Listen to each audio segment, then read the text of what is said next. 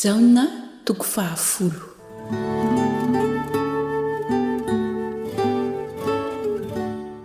Ny nitorian'i Jesosy ny amin'ny mpiandry ondry sy ny nilazan'ny tenany ho mpiandry tsara.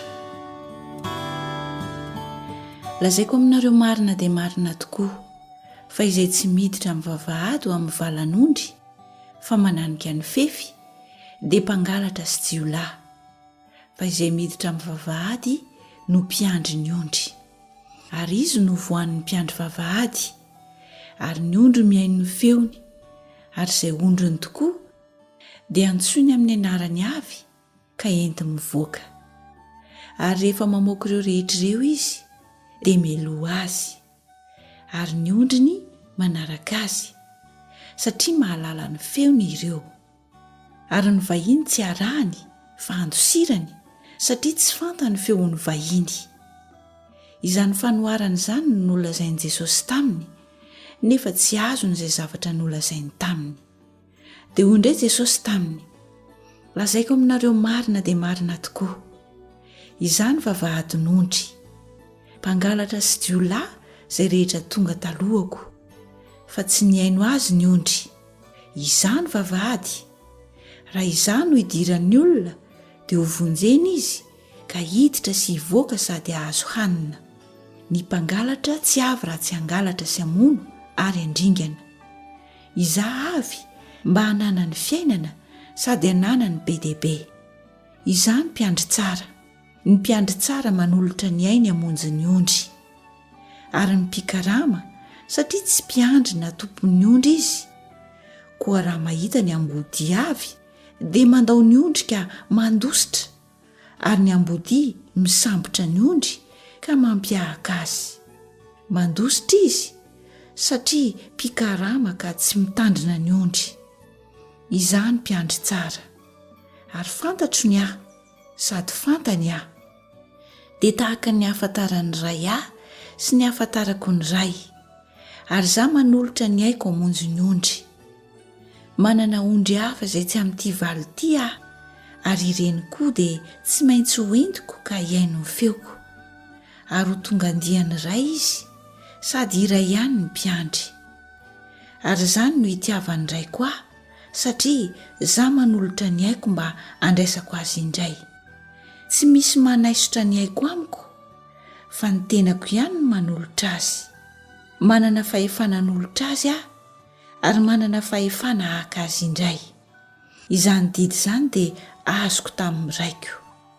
Ary nisy fisarahana indray tao amin'ny jiosy noho izany teny izany. Ary maro tamindreo nanao hoe manana demoni izy ka efa very saina. Nahoana no mihaino azy nareo? Hoy kosa ny sasany, tsy mba teny demoniaka izany. Moa ny demoni va mahay mampahiratra ny mason'ny jamba?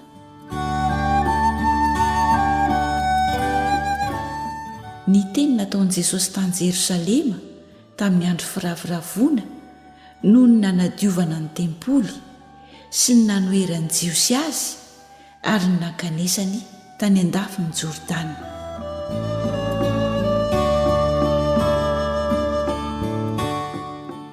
Ary tonga ny andro firaviravona tany Jerosalema dia ilay atao hoe fitokanana, ary efa ririnina ny andro.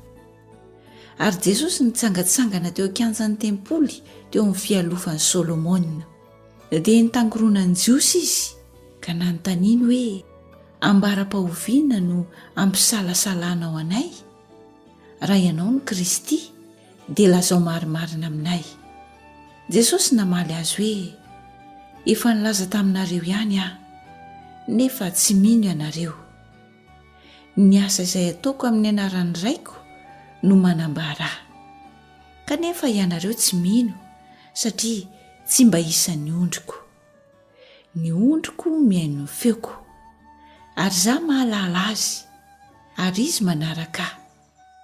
Ary izaho manome azy fiainana mandrakizay, ka tsy ho very izy mandrakizay, ary tsy hisy handrombaka azy amin'ny tanako. Ny raiko izay nanome ahy dia lehibe noho izy rehetra, ary tsy misy mahay mandrombaka amin'ny tanany ray. izasy ny ray dia iray ihany. Dia naka vato indray ny jiosy hitoraka azy. Jesosy namaly azy hoe, maro ny asa tsara nasehoko taminareo avy tamin'ny ray. Koa ny asa manao hoana amin'ireny moa no hitorahanareo vato aho?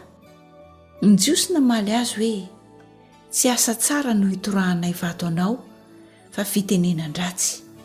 Satria olona ihany ianao, nefa manao ny tenanao Andriamanitra. Jesosy namaly azy hoe, tsy voasoratra ao amin'ny lalànareo va hoe, hoy izaho, Andriamanitra ianareo? Raha ireny izay nanaovana izany tenin'Andriamanitra izany no natao hoe Andriamanitra, ary ny soratra masina tsy azo foanana.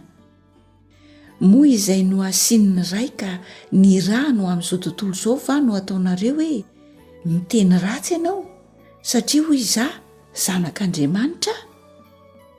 Raha tsy manao ny asany raiko aho, dia aza mino aho. Fa raha manao izany kosa, na dia tsy mino azy ianareo, dia mino ny asa, mba ho fantatrareo sy ekenareo fa ny ray no ato amiko, ary izaho ao amin'ny ray. Dia nitady hisambotra azy indray ny jiosy, fa nandositra azy izy. Dia lasa nakany andafiny Jordana indray Jesosy ho any amin'ilay tany nanaovan'i Jaona Batisa voalohany, ka nitoetra tany izy. Ary maro no nankeo aminy ka nanao hoe, Jaona tsy mba nanao famantarana, nefa izay rehetra nolazainy amin'ity lehilahy ity dia marina avokoa. Ary maro no nino azy teo.